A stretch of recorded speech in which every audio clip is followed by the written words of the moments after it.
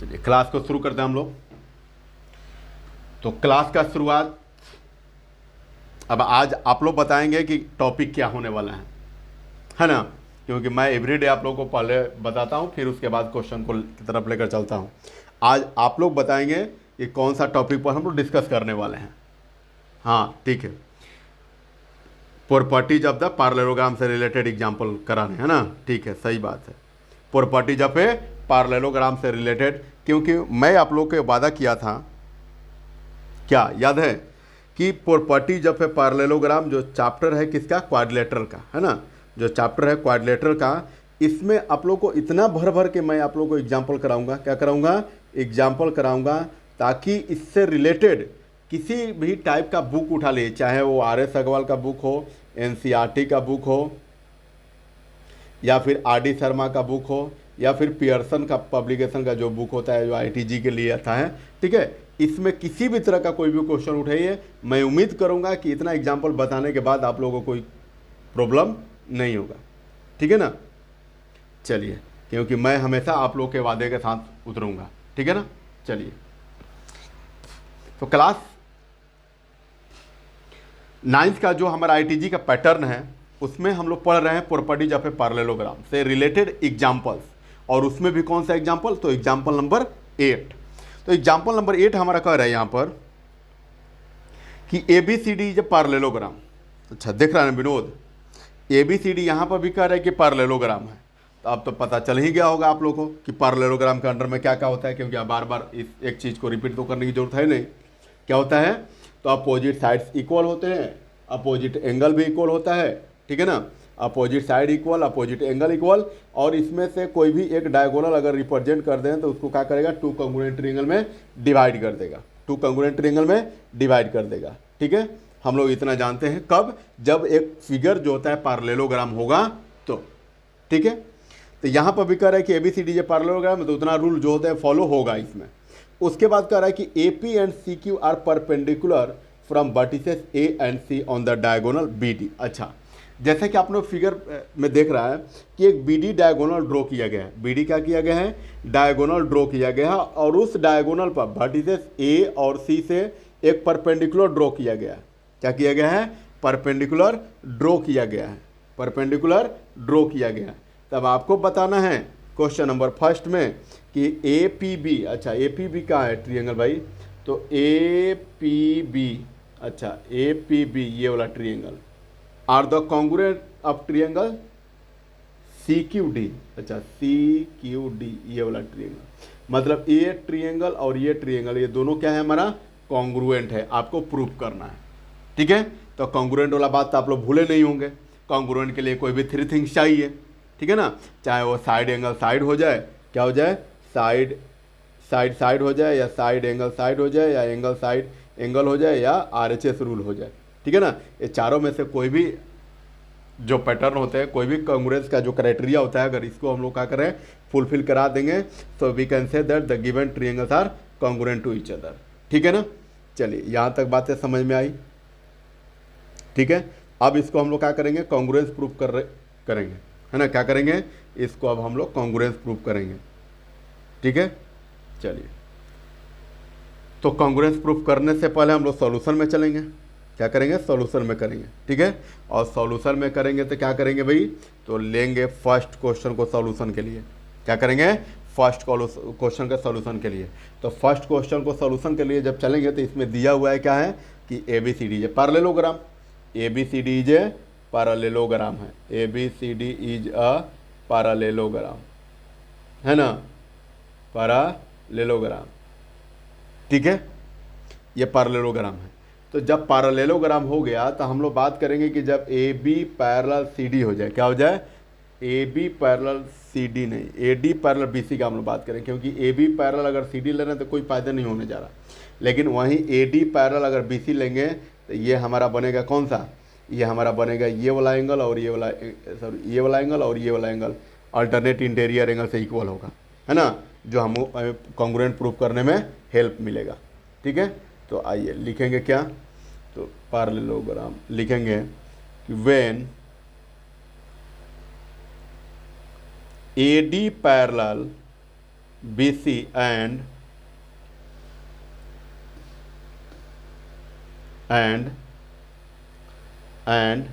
BD is a transversal, यही बात ना, BD इज ए ट्रांसवर्सल हो जाएगा। तो हम यहाँ पर लिख दे रहे हैं कि एंगल 1 यहाँ पर एंगल 2, मतलब angle 1 is equal to angle 2। कैसे हुआ भाई? तो अल्टरनेट इंटीरियर एंगल से ये दोनों एंगल इक्वल हो गया।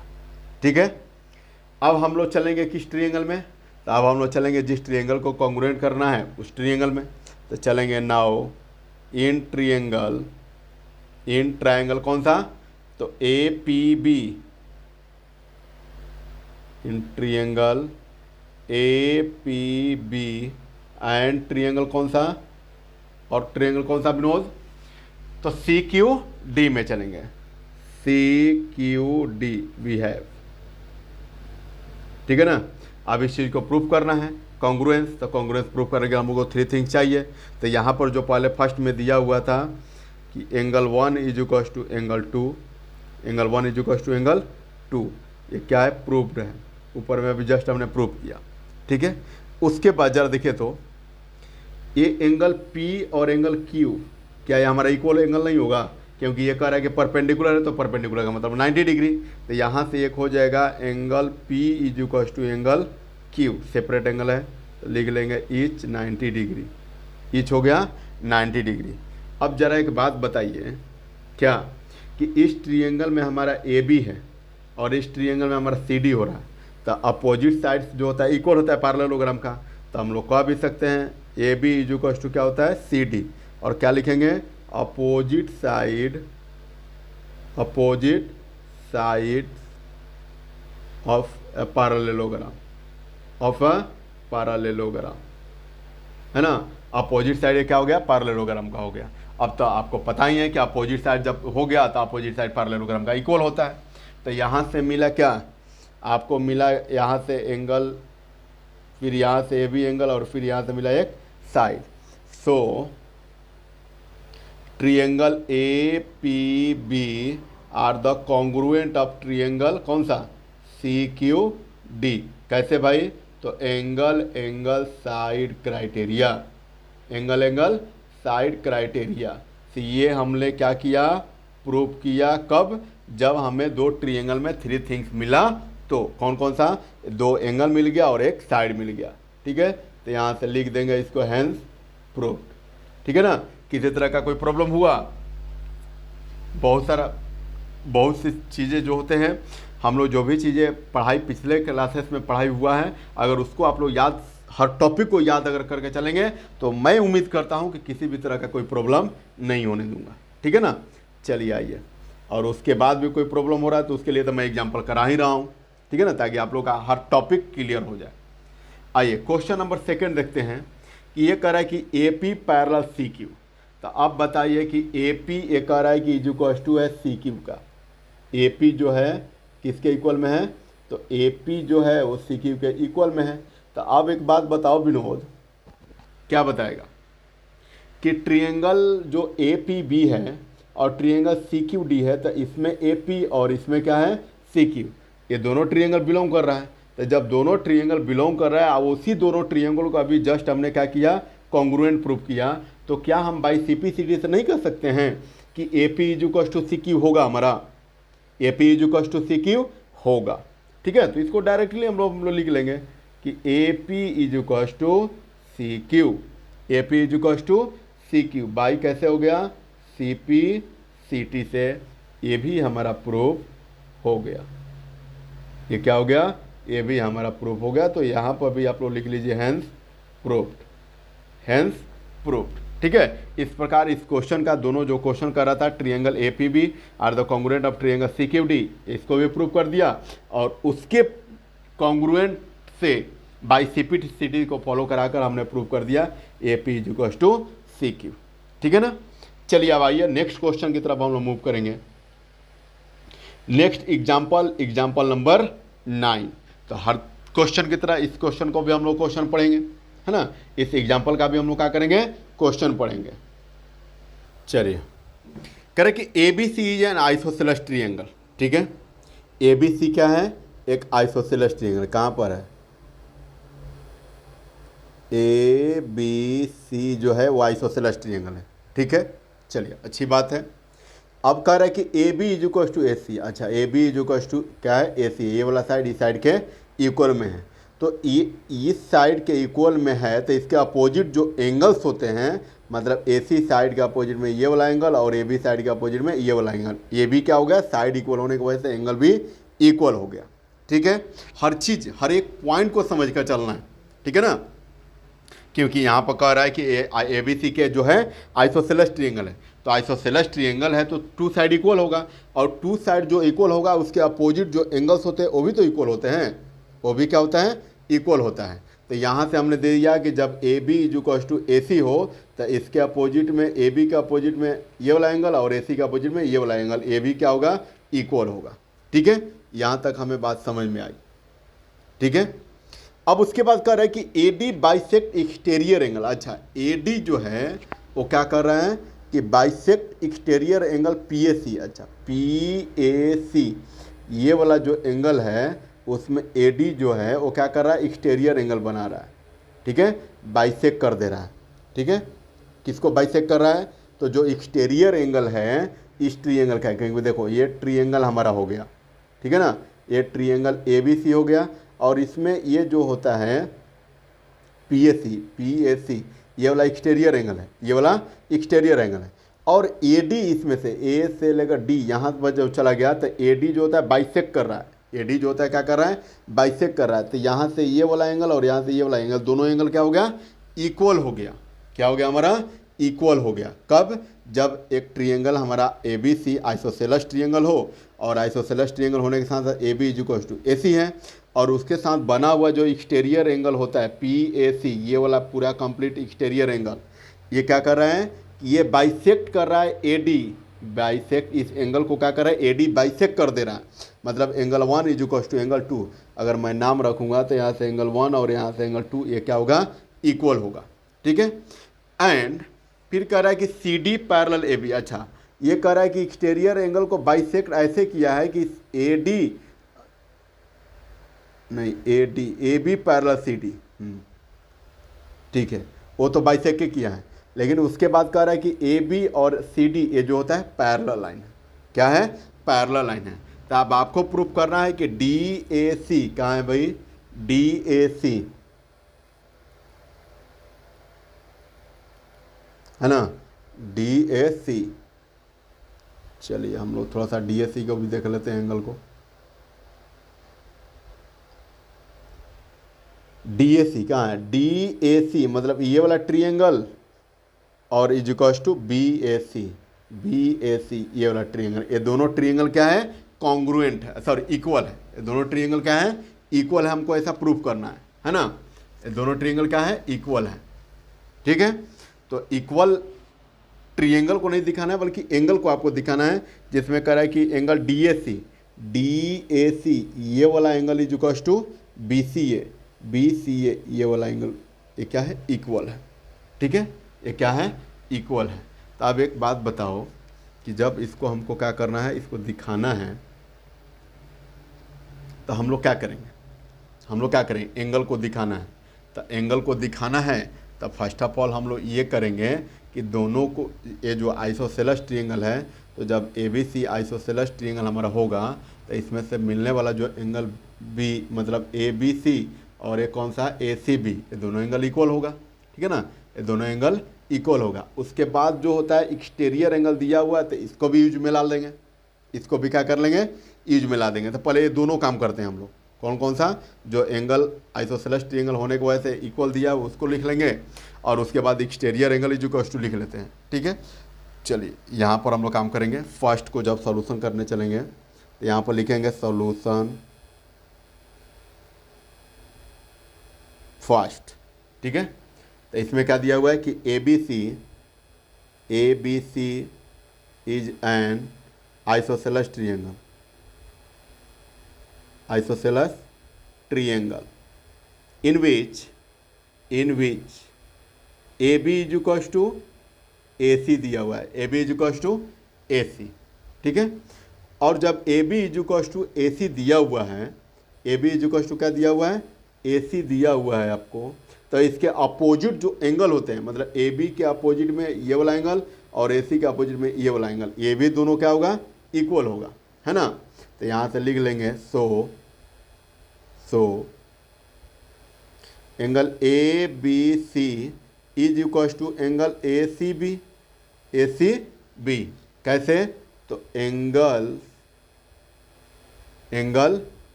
अपोजिट टू इक्वल साइड, यही बात है ना, इक्वल साइड। ये क्या था, एंगल इक्वल था किसका, तो अपोजिट साइड इक्वल होने की वजह से, ठीक है। यहाँ से एक बात हो गया। अब हम लोग अभी सेकेंड राउंड में बताया कि एक्सटीरियर एंगल भी ले लेंगे। तो एक्सटीरियर एंगल का थ्योरम क्या कहता है कि exterior angle is equal to sum of the remaining interior angle, ठीक है। इंटीरियर अपोजिट एंगल, मतलब अपोजिट एंगल पता करना होगा तो क्या करेंगे, इन ट्रायंगल ABC में अगर एक्सटीरियर ये वाला एंगल हो रहा है तो इसके रिमेनिंग इंटीरियर एंगल क्या होगा, तो ये पास वाला एंगल को छोड़कर बाकी जो रिमेनिंग एंगल होता है उसके इंटीरियर अपोजिट एंगल होता है ना। क्लियर है। चलो ये साइड हो गया हमारा, ठीक है। तो अब जब चलेंगे कि बाई एक्सटीरियर एंगल थ्योरम से, by exterior angle theorem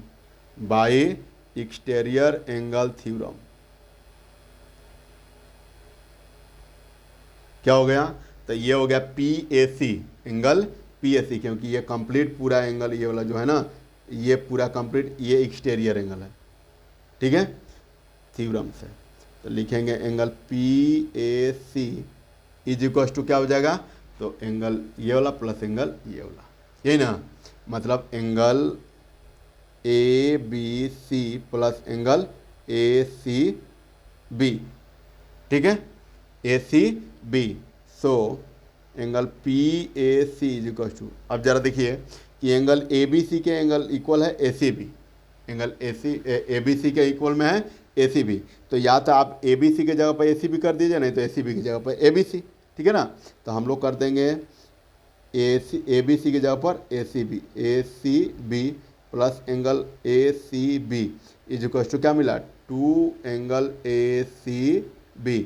this is the first, ये हो गया, ठीक है। उसके बाद अब AD जो होता है बाइसेक्ट जब किया हुआ है, क्यों कह रहे हैं ना कि AD bisect exterior angle PAC, जो PAC एक्सटीरियर एंगल है उसको क्या कर रहा है, AD बाइसेक्ट कर दे रहा है। तो बाइसेक्ट जब किया तो उससे बनने वाला जो एंगल होता है वो भी क्या हो गया हमारा, इक्वल हो गया, वो भी क्या हो गया हमारा, इक्वल हो गया, ठीक है। तो इक्वल हो गया, या फिर ये वाला जो एंगल होगा, ये वाला कोई एंगल पूरे एंगल का हाफ होगा, पूरे एंगल का हाफ होगा, ठीक है ना। और ये पूरा एंगल को बात किया जाए तो ये वाला जो एंगल होगा उसका डबल होगा, है ना। तो आइए इसको भी हम लोग लिख लेते हैं। तो इसमें लिखेंगे, क्या लिखेंगे, तो लिखेंगे यहाँ से as AD bisect angle PAC, clearly लिख लीजिए, exterior angle PAC, exterior angle PAC, ठीक है ना। सो जब एक्सटीरियर एंगल PAC किया तो हम लोग क्या लिख सकते हैं, एंगल DAC ये वाला एंगल, या फिर PAD, दोनों में से कोई बात एक ही होगा। तो हमको दिखाना है बेसिकली कि AD is equal to BC है, AD is equal to BC, sorry angle DAC ये वाला एंगल इज इक्वल टू ये वाला एंगल, है ना। तो इसी में हम लोग चलेंगे, ऊपर जाने का कोई मतलब है नहीं, ठीक है ना। चलिए आप ये वाला भी अगर चाहे तो एंगल ले सकते हैं, बट इसको लेने से कोई फ़ायदा दिख नहीं रहा है, क्योंकि हमको प्रूव करना है कि एंगल DAC ये वाला एंगल इस एंगल के इक्वल में है, ठीक है। तो हमको इंटीरियर में ही चलेंगे, एक्सटीरियर में जाने से तो कोई फ़ायदा होगा नहीं, ठीक है ना। चलिए PAC, ठीक है। तो जब PAC हो गया तो हम लोग लिख सकते हैं DAC, angle DAC equal to half of angle कौन सा, PAC, ये ना होगा PAC। So angle PAC is equal to ये 2 डिवाइड में इस साइड में आएगा, LHS साइड में आएगा तो क्या होगा, मल्टीप्लाई में होगा, क्या हो जाएगा आपका, मल्टीप्लाई में, तो ये हो जाएगा 2 angle DAC। This is the second, this is the second.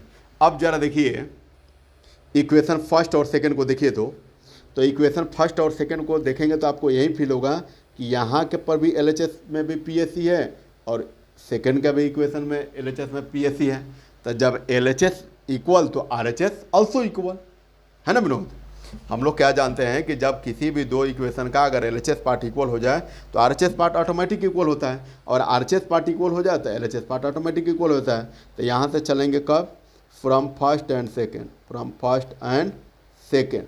तो जब फ्रॉम फर्स्ट एंड सेकेंड चलेंगे तो हमको क्या मिलेगा कि दोनों पार्ट का LHS इक्वल है, तो RHS भी क्या हो जाएगा, इक्वल हो जाएगा। तो RHS क्या है, 2 angle ACB is equal to 2 angle DAC, 2 angle DAC। अब ये 2 दोनों तरफ से आए तो क्या हो जाएगा, कैंसिल आउट हो गया। So angle ACB is equal to angle क्या होगा, DAC। या फिर इसको इस साइड में हम लोग लिख लेंगे DAC is equal to angle ACB, और यही आपको क्या करना था, प्रूव करना था। यही क्या करना था, आपको प्रूव करना था। तो हमने क्या कर लिया, इसको प्रूव कर दिया, ठीक है ना। क्योंकि जो क्वेश्चन में कह रहे हैं उसी रिलेटेड जो भी थ्योरम्स होते हैं या फिर उसके प्रॉपर्टीज होते हैं अप्लाई करेंगे तो बेशक जो क्वेश्चन होते हैं आपको बनेगा। अभी देखें ना, अभी आइसोसेलेस ट्रायंगल कहा तो आइसोसेलेस ट्रायंगल से जो अपोजिट एंगल इक्वल था उसको हमने ले लिया, वो हमारे यूज में आ गया। उसके बाद कह रहा है कि एक एक्सटीरियर एंगल PAC बन रहा है तो PAC वाला एक्सटीरियर एंगल हमने ले लिया, ठीक है। उसके बाद अदर भी कोई चीज़ लिए हैं क्या, अदर कोई चीज़ नहीं लिए हैं हम लोग, पर हम फर्स्ट एंड सेकंड कर दिए, जो हमारा प्रूव करना था वो आ गया, ठीक है ना। तो क्वेश्चन में जो कह रहा है उसको ही उसके ही प्रॉपर्टी से आपको फॉलो कराकर क्वेश्चन को क्या कर लेना है, सॉल्व कर लेना है, ठीक है। चलिए अब आइए, अब इसके क्वेश्चन में सेकंड में कह रहा है, सेकंड में इसी के सेकंड क्वेश्चन में क्या कर रहा है, तो कह रहा है कि ABCD जो पैरेललोग्राम आपको दिखाना है। क्या दिखाना है, आपको दिखाना है टू प्रूफ क्या करना है, ABCD is a parallelogram, is a parallelogram. तो प्रीवियस क्लासेस में भी आप लोगों को बताया गया है कि पैरेललोग्राम जब प्रूफ करना है तो या तो दिखा दीजिए कि उसमें अल्टरनेट इंटीरियर एंगल इक्वल है या फिर अल्टरनेट एक्सटीरियर एंगल इक्वल है, नहीं तो फिर कॉरेस्पॉन्डिंग एंगल दिखा दीजिए, नहीं तो फिर लास्ट ऑप्शन क्या बचता है आपको, को इंटीरियर दिखा दीजिए, ठीक है। जिसका को इंटीरियर का एंगल का जो सम होता है वो कितना होता है, 180 डिग्री, वो भी कर सकते हैं, ठीक है। मतलब चारों रूल में से कोई भी रूल आपको लगे उसको सेटिस्फाई करा दीजिए, जिससे कि हम लोग जो ABCD होता है उसको क्या बोलते हैं, पैरेलल बोल देंगे। और पैरेलल तो तब बोलेंगे जब वो दोनों लाइन क्या होगा, पैरेलल टू ईच अदर होगा, ठीक है ना। क्योंकि पैरेललोग्राम का वो प्रॉपर्टीज है कि opposite side equal and parallel, तो उसको तो फुलफिल करना है हर हाल में, ठीक है। तो यहाँ से हमने देखे, देखिए यहाँ से हमने क्या देखा कि जो BC और AD है, कहाँ है, BC और AD, ये क्या हो गया, साइड इक्वल हो गया, ठीक है। और इक्वल होने के साथ साथ ये कह रहा है क्या है कि ये पैरेलल भी है, क्या है, ये पैरेलल भी है। तो जब BC पैरेलल AD हो गया, क्या हो गया, BC पैरेलल AB, सॉरी हाँ, CD पैरेलल AB, जब हमारा क्या हो जाएगा, CD पैरेलल AB, ठीक है ना, CD पैरेलल AB। तो जब CD पैरेलल AB हो गया या फिर BC पैरेलल, जब हम AD का बात करेंगे, किसका, तो BC पैरेलल AD का बात करेंगे, ठीक है ना, BC पैरेलल AD का, तो क्या AC हमारा ट्रांसवर्सल लाइन नहीं होगा, AC हमारा ट्रांसवर्सल लाइन होगा। अब जब AB और CD पैरेलल होगा तो भी AC हमारा ट्रांसवर्सल लाइन का ही काम करेगा, है ना। तो यहाँ से हम लोग लिखेंगे, क्या लिखेंगे, तो जो चीज़ें उसमें दिया हुआ है उसी को हम लोग लिख लेंगे एक बार, और लिखने का हम लोग प्रूफ कर लेंगे फाइनली। तो लिखेंगे क्या, सॉल्यूशन में द एबव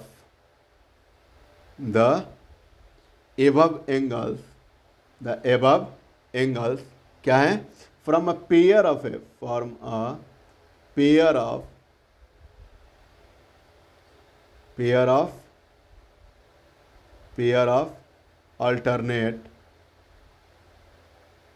alternate interior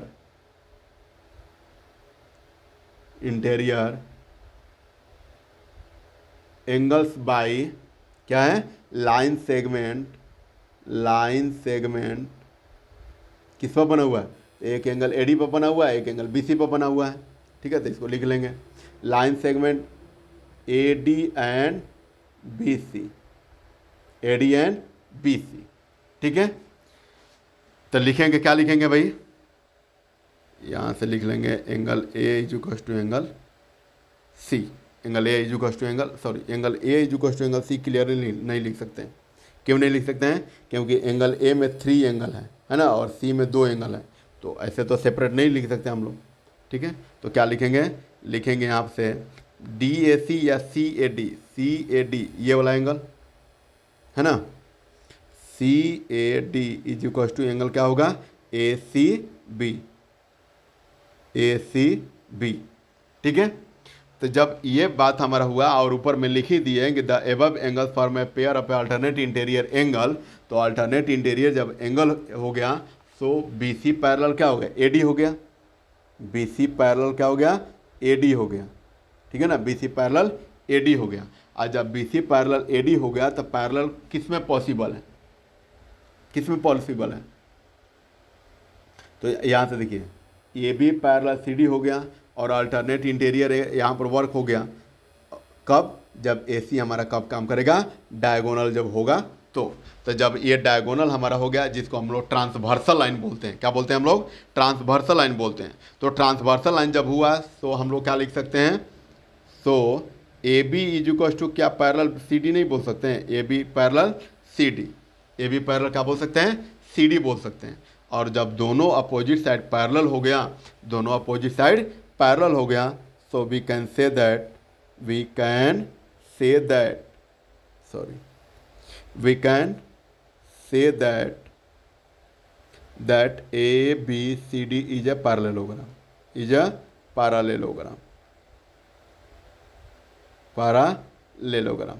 क्योंकि पैरेललोग्राम करने के लिए तो इतना ही तो आपको चाहिए, हैंस प्रूव्ड, है ना, ये हमने क्या कर दिया, प्रूफ कर दिया।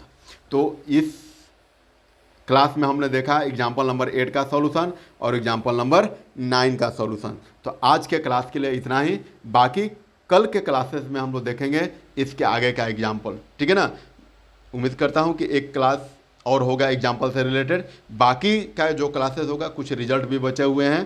ठीक है ना, उस रिजल्ट को हम लोग करके इस चैप्टर को कंप्लीट करेंगे। ठीक है, तो चलिए आज के लिए इतना ही, थैंक यू सो मच।